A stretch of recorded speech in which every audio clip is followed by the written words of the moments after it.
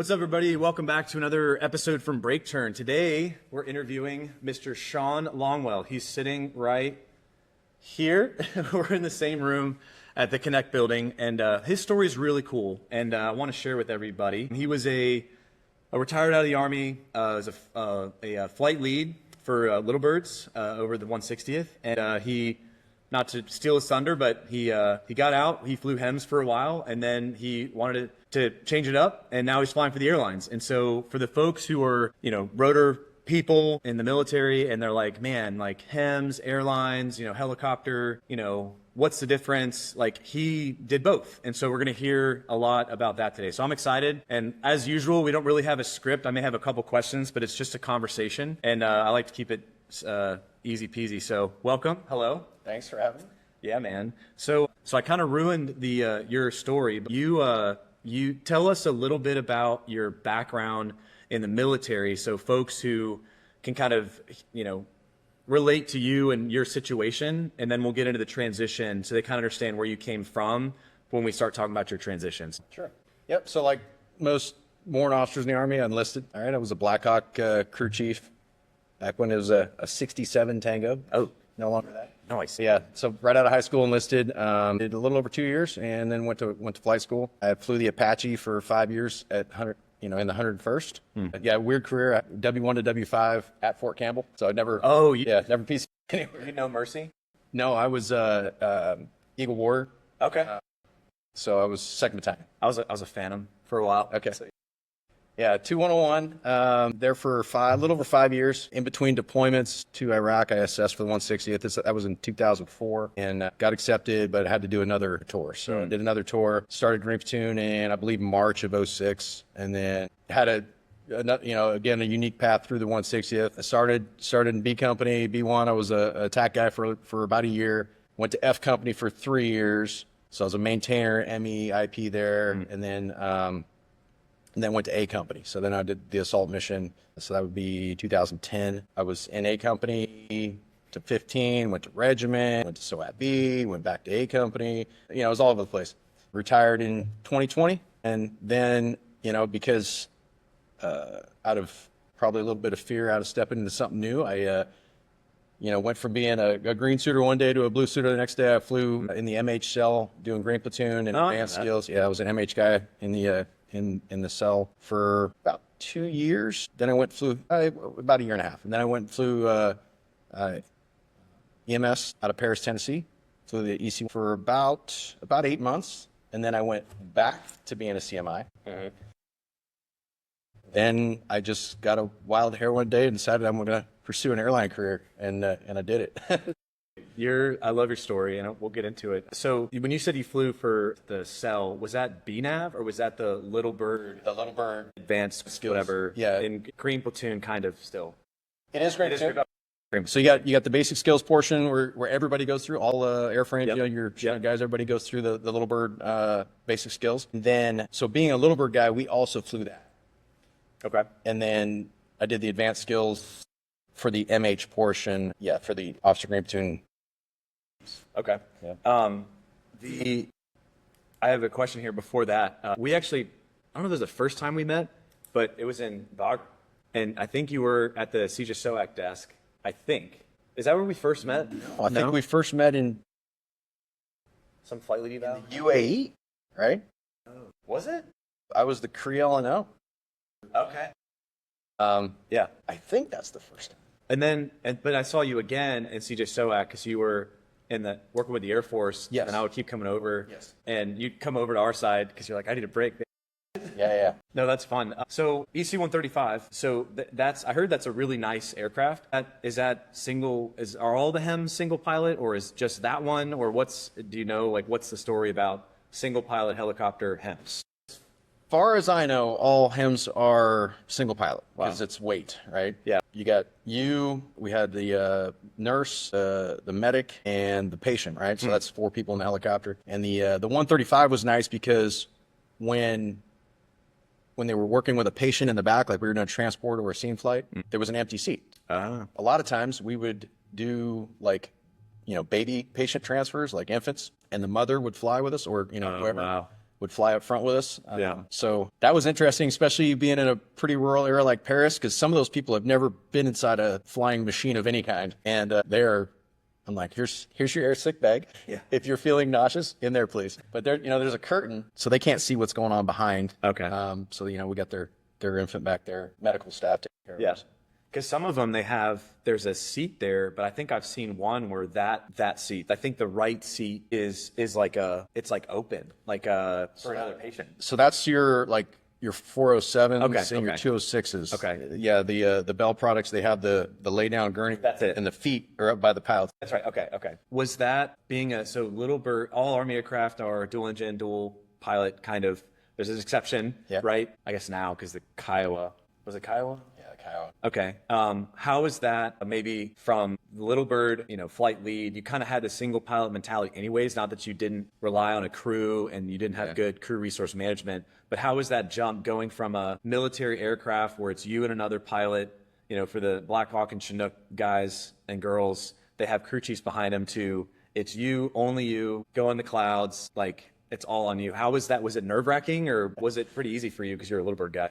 Yeah, so in the Army, being a Little Bird guy, we did train single pilot. We did single pilot NVG flying. It's part of part of our training that we did. So it wasn't completely foreign being single pilot because we'd kind of work through that cockpit organization, cockpit management, how to run things single pilot.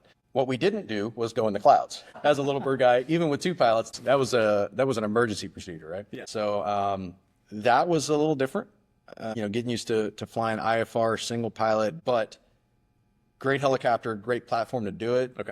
Lack of a better term, competent cockpit. Yeah. It did all the things it needed to do. Yeah. To make it work. I only asked because I didn't fly single pilot helicopter, I think ever. No, I know ever. We didn't do solos when I was at Rucker. Really? No. Okay. We did, dude, it's been, my memory's so good. I forget all the things. I'm pretty sure we didn't even take the aircraft without the instructor. Really? I think he was with us the whole time. I think now they do just students. I don't think they do single pilot because it's a dual pilot aircraft, Dakotas, but just the students go out. So I've never done that, right? Okay. So when I was going through my, the reason I asked because when I was going through my fixed wing transition, when you do your solo, that was fine because it's traffic patterns and you're in the. But then when you start doing your time build and you're go out, I would always go with a safety pilot for mathematics, money, right? So if you and I flew together, we could fly for 8. To where if I flew by myself, I'd fly for 6. And I'm paying for 6, but if I fly with you, we can fly for 8, log 8, but I'm only paying for 4. So mathematically it worked out better. Oh, yeah. Kind of a math nerd. And so I remember one time, my safety pilot was Dave Piggott. I used to roll around with him a lot. And shout out to Dave. He wasn't available or something, and I was like, I have to go by myself. Yeah. And I did it, but I distinctly remember being like just nervous and alert. Like I wasn't listening to, podcasts or music. Like I was on because I was like, it's so weird being here. And then after a while, you're like, this is cool. Like I can do this, but I'm just curious. So I have to ask before we move on, because and if you don't have one, that's fine. When you were flying Little Birds, do you have just like a crazy story? I'm not going to quantify it like necessarily, but whether it's an emergency or something in combat, is there a story that you're just like, man, this one time, like this happened? Do you have like a story, or if you can't share, that's fine too. I just ask everybody. Well, I don't have anything in particular. There was a lot of things we did that, and I've had this discussion with my wife over the years a little bit, and I'm like, not looking back at the time, you're like, oh, that's what we do. It's your job. And you get a little older, you get a little more in touch with your mortality. You have kids, like, and you're like, what am I doing? No, you look back, you're like, I can't believe I actually came home that night. Like that was close. And then, unfortunately, being an MH guy and pushing the envelope like we did, I did have a couple of run-ins with objects. Matter of fact, we had a pretty good incident here in Nashville at an old shutdown prison. We hit a chain link fence, and it did a number on the helicopter. So yeah, there's definitely some high adventure moments. It's kind of hard to quantify just one. Yeah, because I know for those who may not be familiar, in regiment there's the MH6s and there's the AH6s, which is the shooters, six guns, and then the MH, they have the pods, which are the little benches, platforms that the guys will ride on. You get ropes, they'll slide down ropes and such. And so like not a standard mission, because that's not really a thing, but generally you're infilling people, on rooftops or whatever, and then they would do like RUTs or RMTs, realistic urban training, where you would land in the streets of Miami for good cause. It's good rehearsal for an urban type conflict, right? You train for the fight, all theaters, not just the one you're in. Right. So lots of cool opportunities. And I can only imagine, to your point, it's like, dude, there's tons of times where I'm like, I don't know what happened there, but yeah, no, that's good. I'd say one trip that does stick out in my mind. Yeah. It wasn't anything high adventure. It was just really cool. We got to fly a flight of we had 6 Little Birds and 2 Blackhawks, I think, and we got to fly under the bridges up the East River in New York. That was pretty cool. Yeah, that was a neat experience. Formation, just yeah. And matter of fact, the other day we were flying into LaGuardia, and they had us fly up the Hudson make a visual approach into LaGuardia. Yep. And I was telling the captain I was flying with, I was like, yeah, last time I came through here, I was flying up the East River under the bridges. And he looked at me, he's like, no. Yeah. I'm like, yeah, dude. And I there's actually some news clips of it. I pulled up us flying up. Oh, heck yeah. East River. So I'm jealous because there's a friendly competition. If you're a first bat person, you're like, there is no competition. I get it. It's awesome. I love that culture for what it is. But I was in Savannah in third bat, and there's that giant bridge that's super high because it's a major shipping port, and they would take these giant shipping ships that are hundreds of feet high, and they'd have to be able to make it underneath the bridge to go offload. And it was a first bat flight of several aircraft that flew under that bridge, almost like in our face, like, haha, we're not even from Savannah, we're gonna fly into this bridge because we never got to do it, Okay, and I'm like, dang it, you know, we suck again, but no, that's cool. I love that. Yes, telling stories is one of my favorite things. So talk me through, you did your 20 or something? 25. Hey, it's time to hang up the cleats. We'll talk about your family and your kids and what your son's doing and all that stuff.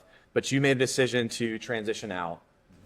Talk me through that. So, you're planning for that. Did you look at MBA route, corporate route? You obviously did your CMI job. CMI is the government contractor that trains the special ops pilots at Campbell. Right.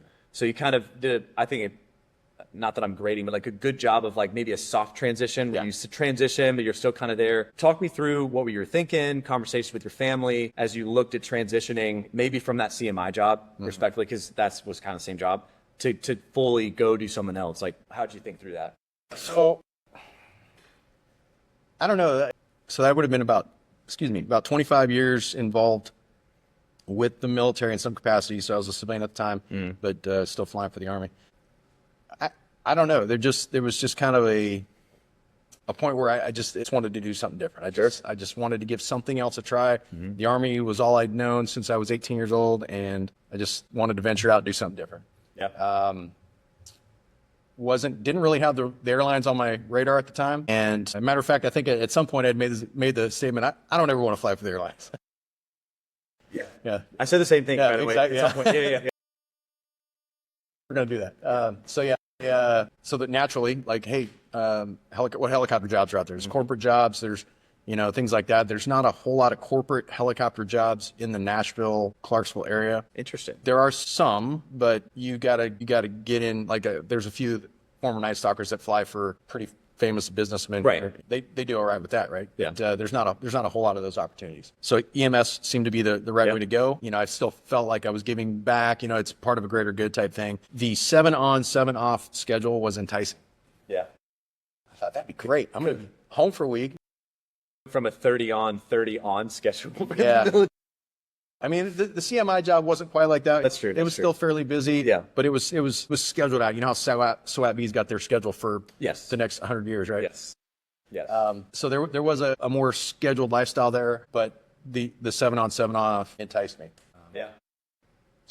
So when you made the jump for some of the rotor pilots out there, you had a wealth of experience, but maybe for folks who maybe didn't, the shift from, would you say that your experience in the military, whether that's Rucker, the 101st, right? You have your regiment time, but would you say that what you learned, the skills you had, was pretty transferable to like a civilian helicopter job? Stated a different way is, what were the differences? Because I would imagine there are differences. Were you prepared, and what were the differences shifting to civilian side? Sure. Obviously, you know, the accumulation of your experience means something, right? Like all the aviation things that you've learned since flight school obviously transfers. Being a pilot, aeronautical decision making, all those things, you know, it all transfers, right? Yep. What was a little bit different going to EMS was you, and I don't want this to sound weird in any way, but you are the ambulance driver. That is the extent of your job. So you make the pilot. You're there because you're a pilot and you make pilot decisions. Beyond that, like, you don't make any recommendations on where you take the patient. You don't make any recommendations on anything medical related, and you are operating with people who are not aviation minded, right? Okay. I mean, some are better than others, Sure. right? But it's a weird thing to take off.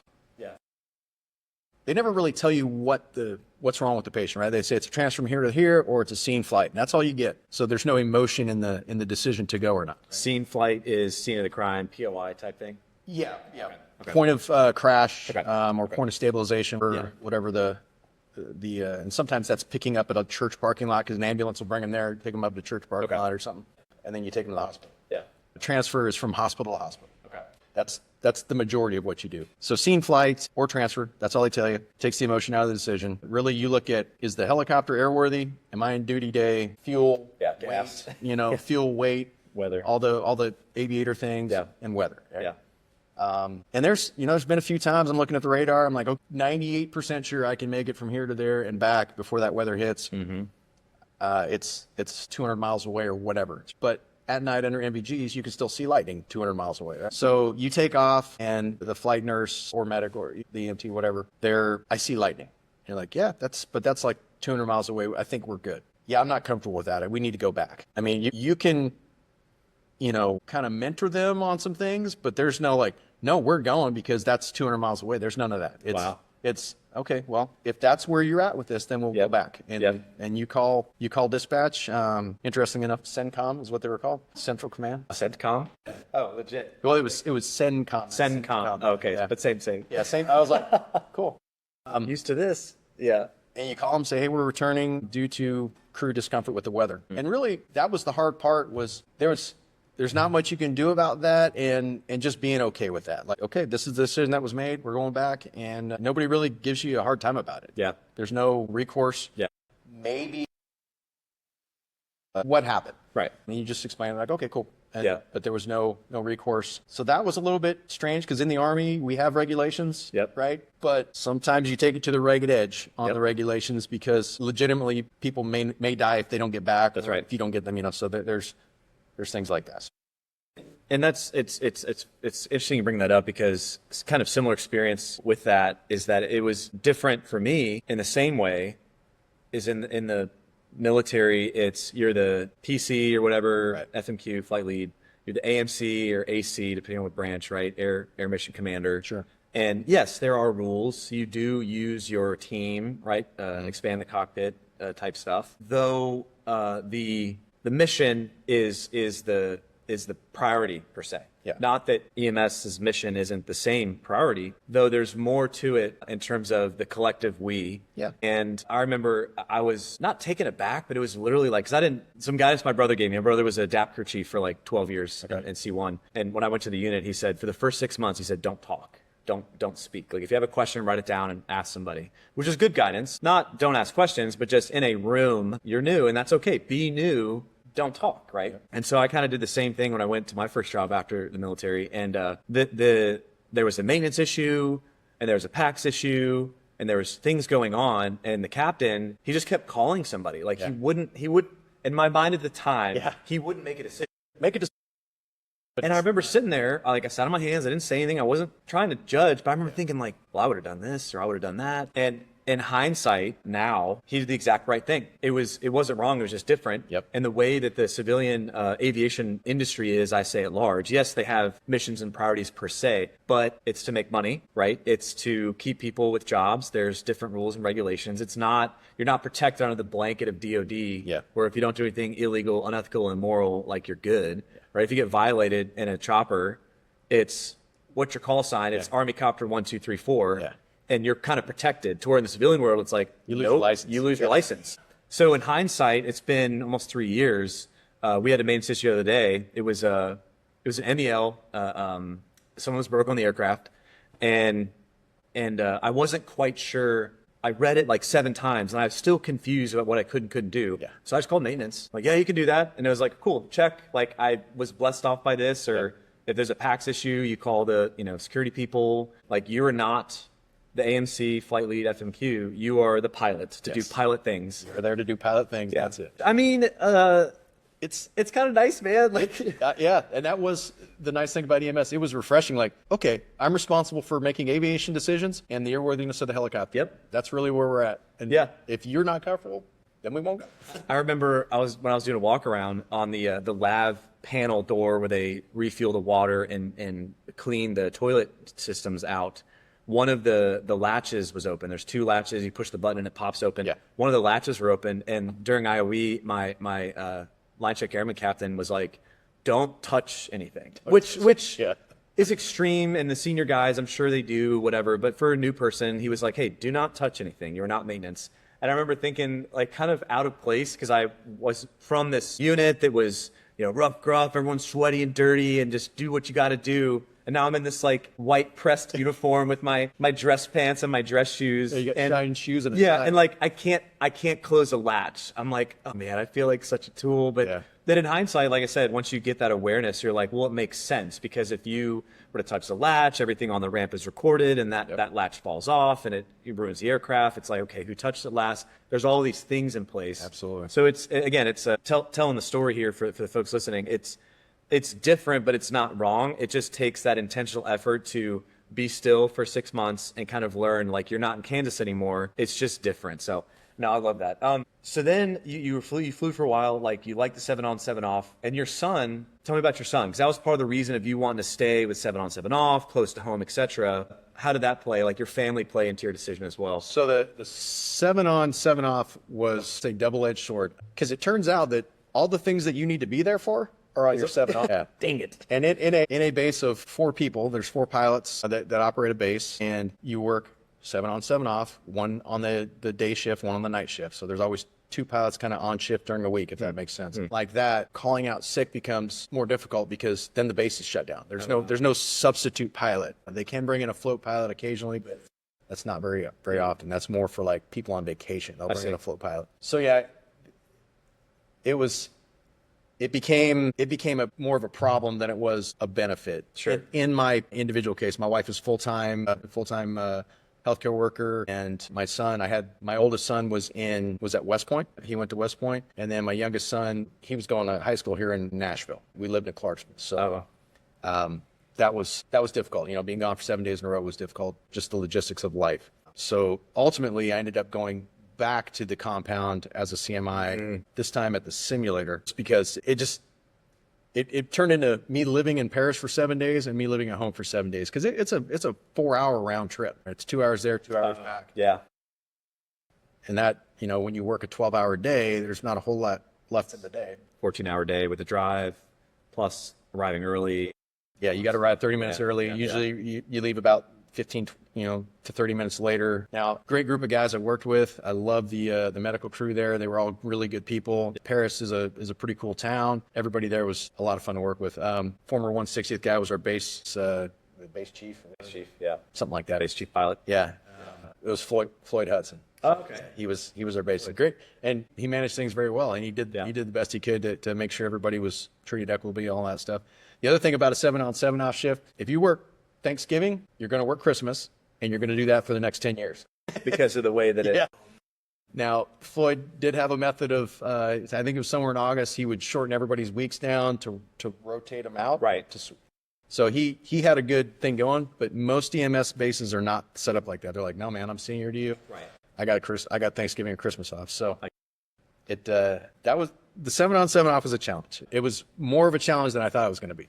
It's like I chatted with Thad King. He's another flight lead, the 4th and 3rd back guy, and we had something called the Matrix, which is essentially a glorified Excel spreadsheet where it's all of your people are on the left side and it's time on the x-axis, if you will, and there's events, right? Evals, deployments, TDYs, ruts, vacapes, etc.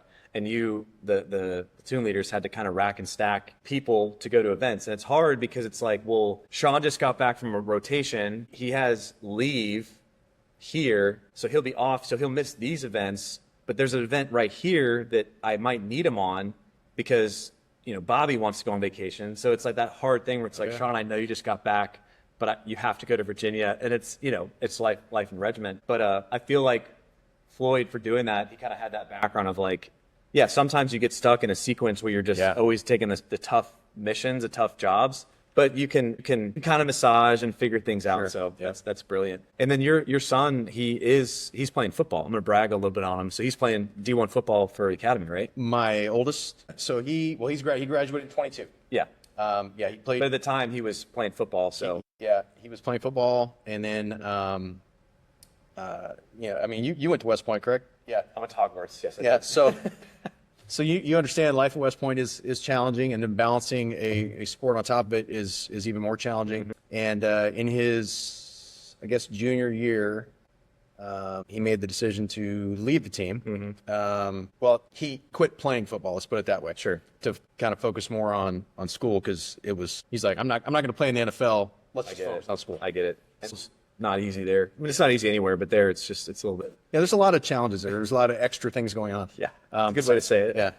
And so he made the hard decision, and but the staff there was great. They kept him on as he was one of the team managers and assistant strength coach, stuff like that. He got to stay with the guys on the team. He gets to stay with his buddies on the team, and that was a great experience for him. He loved it, and it just kept him involved and allowed him to focus on his studies. So his junior and senior GPA was markedly better than his freshman and sophomore. I believe it. No, that's good. So you did and this is important too, because what I like to try to communicate to folks is that first decision to transition, there's some pre-planning, right? What I want to do, what am I okay doing? But I want to, and your story kind of validates this, that the decision isn't permanent. Right. And it's intimidating because we create in our minds this idea that like, I want to fly HEMS forever. And we get in our mind like it's that permanent, object permanence type stuff. And I like your story because it's like, hey, it's not true. You can change your mind. Your family can change their mind too.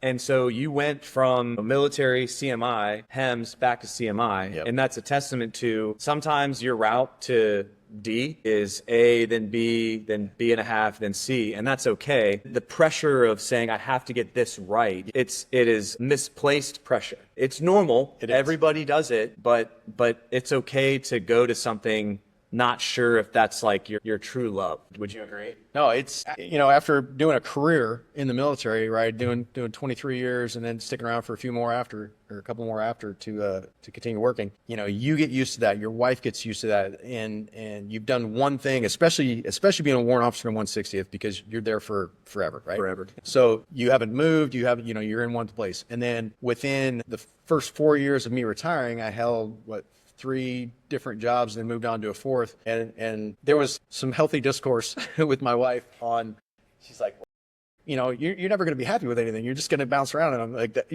3 jobs in 4 years. I'm like, well, that's not abnormal. Like in the civilian sector, people bounce around a lot. But to her and to me, like it had been one thing for so long. So there was some debate about that. It's hard to find that perfect fit. Yeah. I had some people that kind of mentored me along the way about retirement. Like you pick where you want to live, or what you want to make, and what you want to do. And you're probably only going to get one of those 3, or you might get 2 of those 3, right? Yeah. But sometimes you just sacrifice some of the things. Like in my perfect reality, I would have moved to Montana and hunted during the summer, skied during the winter, right? Yeah. And my wife's like, I'm not moving to Montana. I'm like, oh, okay.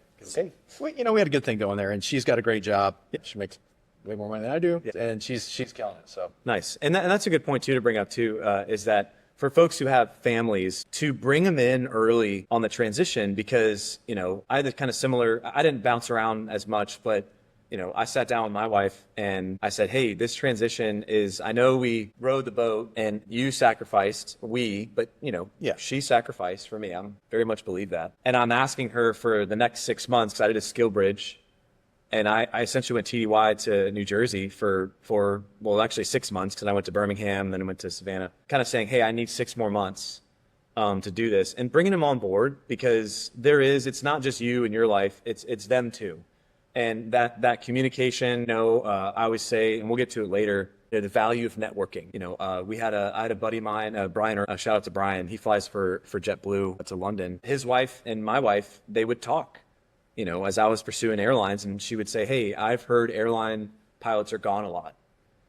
Thankfully, maybe not be the right word, but fortunately, because of circumstances, the relativeness of that statement is very true, because you're gone a lot in the airlines, but I'm like, yeah, but you're gone more in regiment. So gone a lot for someone who is home every night. Yes, you were gone a lot in the airlines, but if you're TDY deployed and when you are home, you're doing night flights, flight load evals, you're not even present. Yeah, the airline sounds great. Why I get 15 days off a month and I'm not accessible? So using your network and bringing your family in, and if you're unsure, asking people the right questions, bringing your spouse involved. Hey, would you like me to connect you with Samantha? She can talk about some of the hesitations you have. Let's do this together. Because if you forget that entirely, which I hope no one does, it gets hard.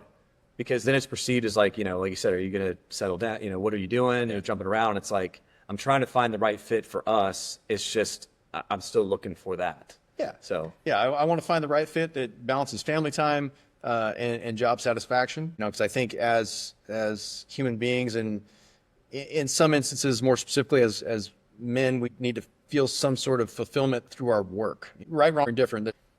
That's just kind of how it is. Well, we were born for that. Yeah. We were born to work. We were born to work the land. Yeah. So, it's right there. It's written somewhere. Yeah. There's a challenge there, and I didn't want to just work, and I didn't want to just be a stay-at-home dad. I think I would have gone bonkers just being a stay-at-home dad, even though I enjoyed being with my family. So it's just different. Yeah, it's a weird balance. Working for home would not have been a thing for me. Yeah, unless I worked on a farm, right? I think that maybe that would work. But. Right. And there's some that do that as well, because I do like to share my story, my opinion, my perspective on that piece, which is, I don't want to say it's okay as in like you should dismiss it, but I would advise against trying to find a job, right? Permanence. You're putting a lot of value on a thing that may not be able to give you that value. Yeah. So by that, I mean, when I was in the military, deploying, progressing, meetings, I'm needed. People need me. I'm answering questions. I feel fulfilled. To say, I'm not going to stop until I find a job that meets that. It's going to be very, very hard. Yeah. And it's okay to have a job really at large, or even that initial job, even more so, where I will tell a person, you will not be fulfilled. Not that you'll be empty, but if you're looking for that equivalent level of fulfillment in the job that you do, it's very rare that is the case. And as long as you go into it with that mentality, it becomes something you can bear. It's something you can kind of say, okay, well, I'm not, like, again, I'm making aerial decisions, making things, not all the things, and that's okay. I'm going to coach my son's t-ball league, or I'm going to work on cars. Like, I'm going to do other things in my life to maybe fill that, like, break turn for me. I get fulfilled with this. I love helping people. I love doing interviews, sharing people's stories. So if I don't have the fulfillment in my W-2 job, that's okay. But just don't stop there. What else can you do to fill that void? And doesn't necessarily include finding another job that will fill that bucket, because it's very elusive. Yeah. That was definitely a thing. There's a vacuum there. The fulfillment, the adrenaline rush, the constant decision making and solving and all that stuff, and then it's kind of gone. Yeah. Even being a CMI, it was kind of it was a hollow shell of what I did before. Still, there's still decisions to be made and stuff like that, but it's not near what it was when I was on active duty as a flight lead, in the assault company. And get involved, right, with communities. Like I went to the formal this year. Okay. I'll go to the one in December. Different nonprofits, like Davis Focus Project is one here in Nashville. It's great. It's for veterans. There's the Tunnels of Tower, do it with your buddies. Hero Hut's another great nonprofit. RTAG's a great nonprofit. I always tell folks, RTAG is 50% a job hiring convention and 50% a reunion. And if you're not looking to get hired per se, like go to Dallas, go wherever it is, and meet up with your buddies, and that's okay, because getting around that campfire is good. So at some point, you went back to the CMI job, and then the statement that you said, "I will never fly for the airlines," came back up. Yeah. So start there and just start talking. Like, what changed? What happened? Like, what made you change your mind? Honestly, I don't really know what the catalyst was, but I don't know. It just kind of, there was a spark that, I sat down, my wife and I had a conversation with you about the airlines, and I don't want to dig into any airlines that you may work for, but I applied, and so did a bunch of other people, and a bunch of other people got accepted, and when got CJOs, and that was like 3 years ago. I've still haven't heard anything, so Yeah. I don't know what happened there, but it is what it is. And that's fine.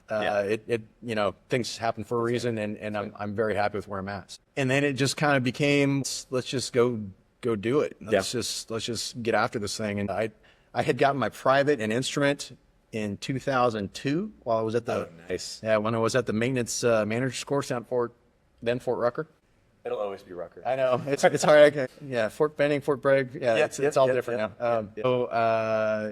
And I hadn't flown fixed wing since then. So I first order of business was getting my commercial single engine, right? So I finished up that, and then I had talked to, I guess, Jimmy Rail at Legion. You might know Jimmy. Yeah, you might have given me his number, actually. Okay. So I talked to him. Legion sounded like a pretty good gig, right? Like home every night type thing. Yeah. And basically, go get all your requirements, and then apply. I'm like, oh, okay. That's kind of where I started. Once I put a mark on the wall, I got done with my single engine commercial, and pretty much quit my job 2 weeks later. Wow. And just wholesale, I'm gonna go fly. I'm gonna go do this thing. I had set up a multi-engine course down in Pensacola to go get my multi-engine commercial knocked out and meet all the requirements for the ATP. Actually, no, I skipped ahead there. I quit my job. I went up to Wisconsin, and for 7 weeks, I lived with a buddy up there who lived about 30 minutes from the Janesville airport. And I rented a Cessna up there, a couple of Cessnas, a couple of different airplanes up there. And I flew every day 6 to 8 hours. I couldn't find anybody to split time with, so it just all came out of pocket, which hurt. But the planes up there were a lot nicer, and they rented for $45 an hour less. Less. I'm like, No, less. okay. First, I'm like, bro. No. 45 an hour. No, 45 an hour less than what they did here in Clarksville, and they were nice planes. Oh, nice. G1000 cockpits, and it was kind of a no-brainer. I'm like, go up there and live with a buddy for 7 weeks and pay $45 an hour less to fly nicer planes. So that's what I did. And my buddy that I lived with up there, I've known him since I was a crew chief. We were crew chiefs together at Fort Bragg, Nice. and we've been lifelong friends. So that was pretty awesome. My wife came up there a couple times, got to take her for some flights, but I flew all over Wisconsin, Minnesota, Iowa, Indiana, Illinois, just all over the place up there.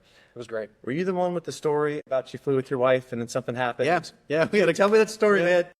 I wrote it on text, and I'm like, I don't remember if that was you or not. Yep, we flew What out happened? to Bloomington, the Bloomington Normal Airport. That would be Is it Illinois? Illinois. I was like Indiana, Illinois. Yeah. Anyways, we flew south there and did touch and go at the airport. Flying back, sun's starting to set. I'm like, it's so beautiful. Isn't this awesome? Yeah. And we got almost back to Janesville. I had contacted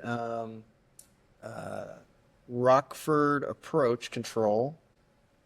Then things just started kind of shutting down in the cockpit, and my, first radios went out, and then I had a complete electrical failure was the bottom line there. Complete total electrical failure, and wasn't all that well prepared. I didn't have a backup radio or anything with me. That's where you learn your lesson right there. And I'm going into a Class D airport. I got to exercise the pilot and command authority to land an emergency procedure, right? So I entered the pattern, and so now it's dark. I have no lights. There's no lights. All I got is I have a G5 standby instrument with airspeed, altitude, and attitude, right? So now I have no flaps. I have no lights. I have no radios. And I'm like, okay, what am I going to do here? Really? This is the most, landing at the Janesville airport makes the most sense. Yep. Luckily, thankfully, there was nobody in the pattern, nobody coming in or out. And it can be a busy little airport. Sure. So I buzzed the tower, or not buzzed the tower. I flew over the runway, rocking my wings, hey, I'm give me a light gun signal or something. Did you squawk? Do you remember? It was dead. Everything was dead. Everything was gone. These so much on him. Yeah. So I think actually my wife, can I call somebody? I'm like, that's a great idea. Because there was Let's go. the guy at the school that I rented from was going to meet me there to hangar the aircraft. Okay. I'm like, call this guy. So she calls him. She's like, hey, this is, and we kind of ventured away from the airfield a little bit. She called him, hey, this is what's going on.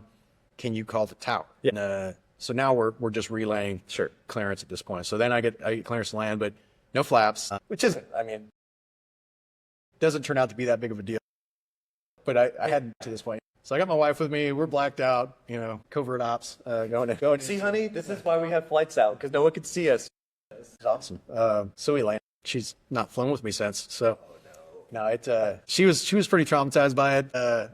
It was really kind of a non-event. I mean, everything failed, and we worked through it. But she was not having it after that. So yeah, that was that story. It was great. Stated by a true combat veteran. It wasn't that big a deal. Like, we walked away from it. Like, it's no big deal. And you're right, it isn't. But at the time, it's just like, what do I do? Well, we still got the motor, so we're good. That's the beauty of a Cessna, right? Like, you know, all the electrics can go away as long as that motor's turning. We're good. That's it. Man, that's wild. So no, I love that. In your story, you had a couple things that you had said that I want to highlight. So first and foremost, your decision was initiated by strategy. James O'Neill talks about it. He's a Raven career CEO, and he says that a lot of folks will immediately go to the tactics side of it, which is, I'm going to go to this flight school to get these ratings in these hours, which is fine per se, but they remove the strategy part of it until after that. And you put strategy first, which is the second thing that you had mentioned, which is networking. You and I had a conversation. You said, hey, would you mind if, we jumped on a call with my wife. This is how long ago it was? It's got to be close to 3 years. Yeah, it was years ago, so my memory is not great. Maybe two. Yeah, and like, I don't remember if I think I probably would have offered, like, hey, if you want to talk to my wife, like, she's available. Yeah, so absolutely. So you used networking to your advantage to initiate your decision with strategy, and then you solved your tactics problem. Yeah. And that's huge. The third thing that you had said is you full sent it, right? You gave your 2 weeks notice, you went to Pensacola, you went out to live with your buddy, in Wisconsin. Yeah. And, while I am aware that currently, as the filming of this, the industry has changed, right? So the full send, quit your day job may not be the strategy I would recommend now, right? But for you, because of your networking and your strategy before tactics, you thought, I need to go fast. And so the phrase I've written down is action beats deliberation. So you said, I'm doing it. I did the strategy. I networked. I think I know this is where I'm going. And then you full sent it. Yep. And that's key, because a lot of folks will deliberate, which is good to an extent. At a certain point, you just have to go do it. Yeah. Life is not guaranteed, and the market, it definitely ebbs and flows. So committing to an objective and putting your time, effort, and money into doing it, right? Success is defined by the steady accumulation of advantages. You had a buddy in Wisconsin, and he found a plane that's $45 cheaper. That's an advantage. Who went and collected that? Yep. I was going to ask you if you used GI Bill, but you said it was kind of out of pocket for all that. Yeah, so the time building was all out of pocket. Anything like getting my commercial single, that was all GI Bill. I did that with Wings of Eagles in Clarksville once they became 141 approved. Yeah. So I used GI Bill there. Later on, fast forward a little bit, I used my GI Bill for all the so ATP, CTP, my multi-engine commercial, the CF, the qualification portion of it. Yeah. Obviously, the time building after was out of my pocket, but we got to split that. It was great. So yeah, and as far as like pulling the trigger and deliberating on things, I kept waiting for that call from Frontier, waiting, because a lot of buddies getting the call, Yeah. and it just never happened. And then at some point, talked to Jimmy. He's like, get your ratings and apply.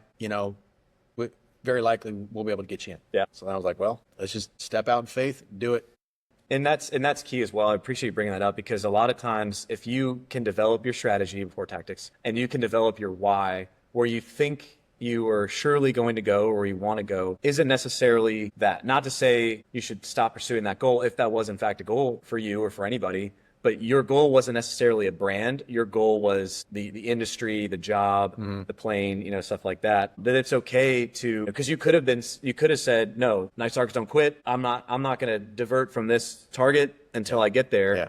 And you'd still, who knows where you'd be. Yeah. Right. So another piece of that as well is, can you talk to me about timing? Because folks will look at your story. Yeah. And I'm going to ask you, you got your ratings, and then, how long till the interview, and then the ground school and all that stuff. I want you to talk through that. A lot of people look at you and they say, man, I'm maybe more qualified than Shawn. What am I doing wrong? And I would say the answer is the timing of it. So how much of the story, your story continuing from you got all your ratings to currently where you're working, how much of that was timing and opposed to you just being that awesome on a resume? Yeah.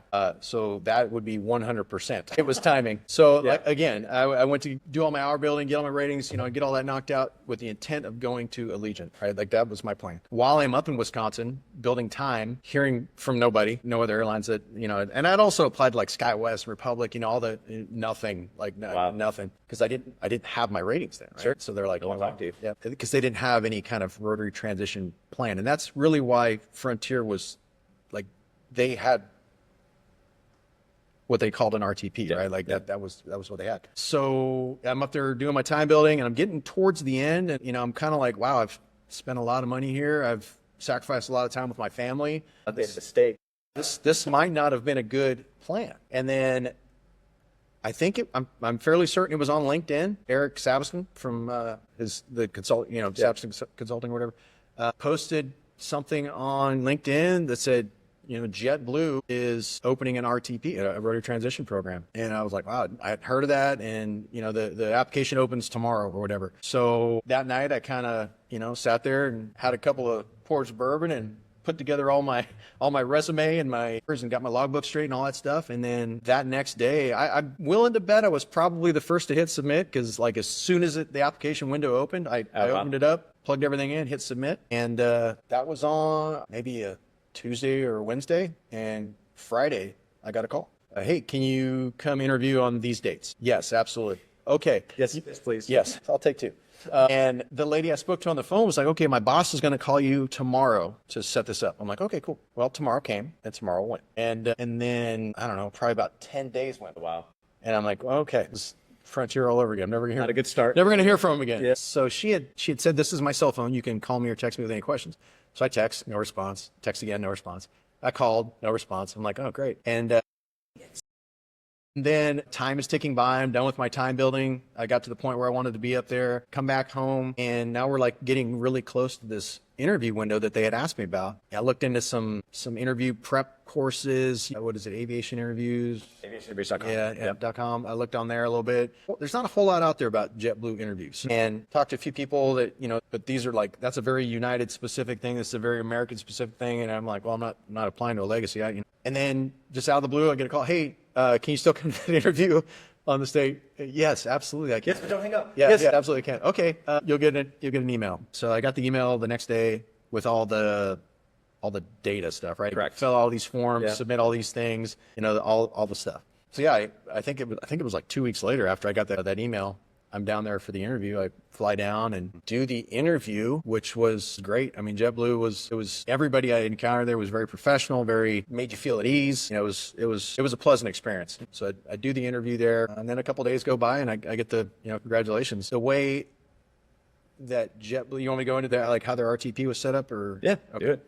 Yeah. So the way JetBlue's RTP was set up was, it didn't matter if you had 0 hours or if you had met your ATP requirements. If you were falling under this RTP, you had to go to Sky Warrior in Pensacola, and you had to fly 100 hours there. Okay. At least 100 hours. Sure. So, there's some people that started there they had zero, they didn't even have a private pilot license. Oh, wow. But they're, Army or Navy or Air Force helicopter guys. Right. In my instance, the way again, this is just all timing, place, the Lord's will, whatever, however you want to put it. It turned out that I had to fly exactly 100 hours. I flew 50 hours in a Cessna. Okay. I did my multi-engine qualification, commercial check ride, and then another 35 hours, I think, in the multis. When I got done, and they also do the ATP CTV there. So by the time I got done, I had my 250 PIC. I had a little over 300 total hours. I had the 50 hours of multi-engine, commercial multi, all of it done. Wow. So I was like right at what I needed when I got finished. Yeah. And me, Randy, Matt, I think Lee, Josh, and Jeremy all kind of finished at the same time, all with roughly about that same block. And me and Randy were the first ones to go to JetBlue to start new hire training. They did a jet transition course for a few days there, and then we started right into first officer training. And that piece is cool too, because again, you kind of touched on 2 points that your networking, LinkedIn, which is it is networking. I always say it's a JV version because talking with the human or showing up. but it is networking. Via your networking, you were able to see information. So in other words, another way of saying that is if you weren't in a network or pursuing networking as a way to gather an advantage or information, you wouldn't have seen that, right? In theory. So networking, then you immediately took action. Yep. Action meets deliberation. So you immediately compiled your logbook. You got your equip type information for all the application stuff. Yeah. You know, you went to aviationinterviews.com. You sought information from folks for interview prep and everything. And that's huge because it's like, it's opening and there could be this feeling of like, oh, well, I'll do that later, or that's cool, I'm going to pursue that. And it's like, no. Yeah. Stop what you're doing and pursue that, because in the airlines, or I should say in aviation at large, these things open and they close, and they open and they close, and there's no telling when they're going to close. And so getting there, staying up late and doing that effort is huge, and I love that. And so now what? So now what aircraft do you fly? How do you like the job? Like, kind of what are you doing now? Do you like it? Do you hate it? Like, you know, what's the last part? Yeah. Where are you now? So I'm a A320, 321 first officer. Airbus, it's great. I love it. Gentleman's aircraft. It's a great airplane to fly. Yes. There's a lot of pilots complain about a lot of things. About most things. Just about everything. And we can solve all the world's problems. Just ask us, we'll tell you. For sure. Yeah. But I heard the other day, I'm like, yeah, the Airbus is great. You know, it doesn't really like to climb, but at least it doesn't like to descend either. And I'm like, okay. Oh, okay. So you're gonna say something different there. But I didn't, and it definitely doesn't want to descend and decelerate. You got to figure that energy management out. Yep. But no, I love flying the plane. I love, you know, it's the right, maybe being a pilot is the right mix of interacting with the public, but then like you get to like high five the little kids as they're going by. You get to give them the little wings, but there's somebody causing a ruckus. You're like, shut the door. And so it's the right mix. I'm not the most like interpersonal person as it is. So there's been quite a few people like, how do you handle with the public, or how do you handle that? And I'm like, I mean, I just smile and do whatever it is I can help to solve their problem. Yeah. Sometimes solving their problem, like you alluded to it before, the captain calls the security and they come and get the person off the plane. Right. That solves their problem. And everyone else's too. Exactly. Yeah. But for the most part, people are generally, they're either nervous to fly. You just kind of talk. It's going to be okay. I'm on the plane with you too. So right. Don't worry about it. Yeah. It's not a terribly difficult job. I mean, there are difficult aspects about doing anything, but it's not overly taxing on the body. You're not wearing a plate carrier. Right. Yeah. Exactly. You're not wearing NVGs. You're not wearing a plate carrier. You're not wearing a helmet. Generally the people that I work with are really good people. I mean, I haven't, JetBlue's got a really good culture from the HR side of things to the pilot side of things, all the chief pilots I've dealt with. Everybody's just been very good. It's been a good place to work. Pay and benefits are good there. Zero complaints about that. Yeah. Especially as being a guy that went straight there. I told you earlier, I feel guilty about that in some aspects. Like I didn't put in my dues in the regionals and stuff like that, and also I did put in my dues in the Army, just like everybody else has. So it was all timing, and I'm grateful, I'm fortunate to be there. A day in the life, it depends greatly. So at the seniority I'm at, a day in the life for me often is I'm short call reserve at my crash pad in Orlando. And that part of the job is not great. I'm not going to lie about it. That sucks. Sitting around for 5 days on short call in your crash pad when you could be at home doing something useful, that's no fun. The days that you get to go fly, I love it. I mean, during IOE, you fly a lot, right? Yeah. Well, IOE and then what we call consolidation of skills and knowledge. So yeah, for that first 100 hours, you're flying your butt off, and it's great. You're like on a line, and you're like, this is what life is going to be like. Yeah. Very predictable schedule. A lot of people talk to me about this, like in medevac, 7 on, 7 off. They're like, well, you still get 14 days off a month. I'm like, yeah, but it's 3 days here, 5 days here, 2 days here, and there is some ability to manipulate that. Yes. Yeah. And especially as you gain seniority, and when people say seniority is everything, it is 100% everything. And that is base dependent, that's airframe dependent. Just for instance, in Orlando as a first officer, I'm number 3 from the bottom. Okay. So I hold weekend short call. That's what I hold. So you can yeah. So what's funny is the guy that's one, or I guess he'd be 2 seniority numbers below me, went to JFK flying 2. He's holding a line. So it matters. It matters big time.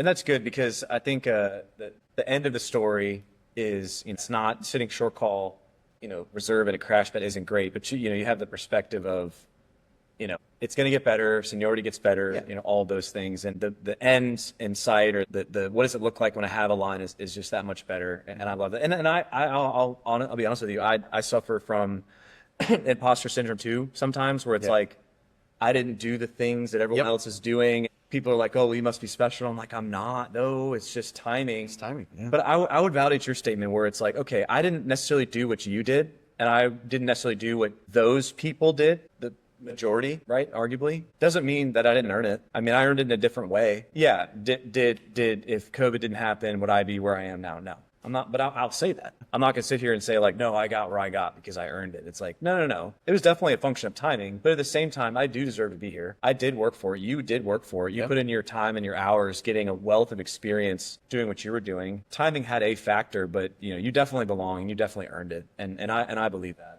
And I tell you, going through training, the sim periods and stuff like that, I was a nervous wreck. Oh yeah, man. I studied. I put in extra effort to make sure that I was not slipping. Yeah. In training, right? And I had a lot of instructors during the training because they don't know what your background is. They're like, I'm here to train you today, and that's it. Like I don't know you from Adam. You get done and or through conversation, they're like, oh wow, you've never flown a jet before, and you're like, no, and they're like, all right, well, but I had a cyclic in right hand, which is kind of like the stick. So it's but they'd be like, you did better than guys that come in here and do recurrent, and it was like that for all the RTP guys, all the former Navy guys, with a couple of exceptions. Some guys struggled a little bit, but really, like the scariest thing for me so far has been talking to ground control at JFK and Boston. I'm like, you're saying words so fast. You're so fast. Can you slow down just this much? And then in Boston with the accent, you're like, oh, God. They get so mad.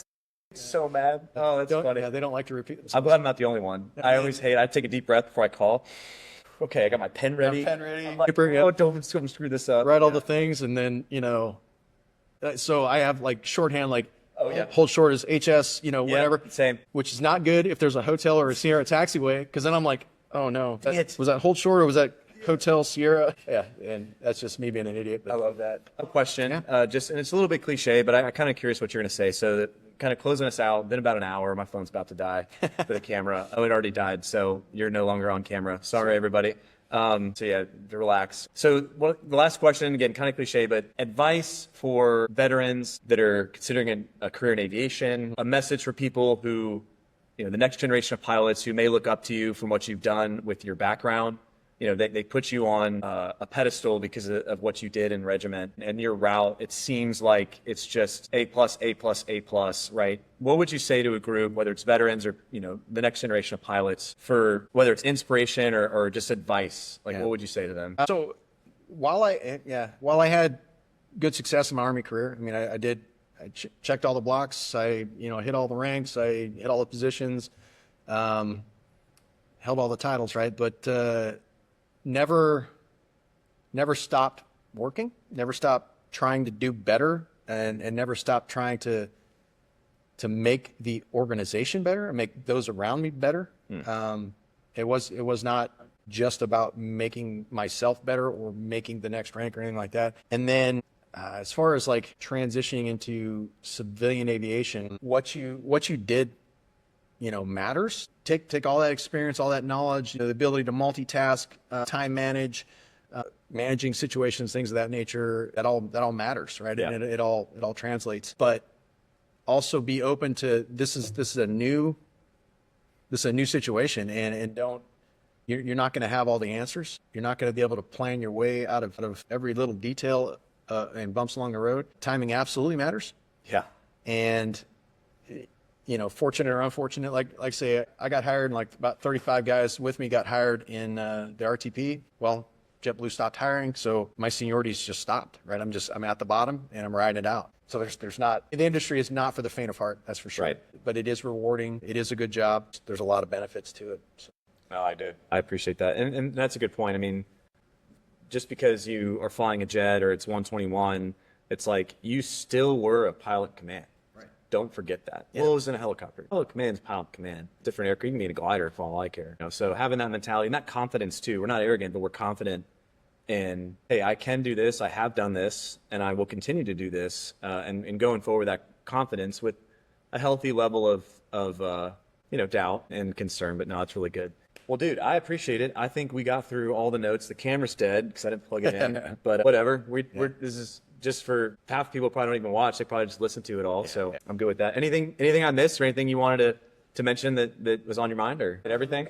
No, I think we hit everything. And like I was kind of alluding to there at the end is I never felt entitled to be where I was at, just fortunate. Like I worked hard to get there, but a lot of people work hard to get there. So just be thankful for your position, and eventually it'll play itself out if you continue to move that direction. Yeah, no, that's so true. So you are on LinkedIn, so you mentioned that in the story. Do you mind if people have a question to reach out to you on LinkedIn message or whatever? Absolutely. Yeah, I'll answer whatever I can. Again, I had a very kind of nonlinear path to get there. Yeah.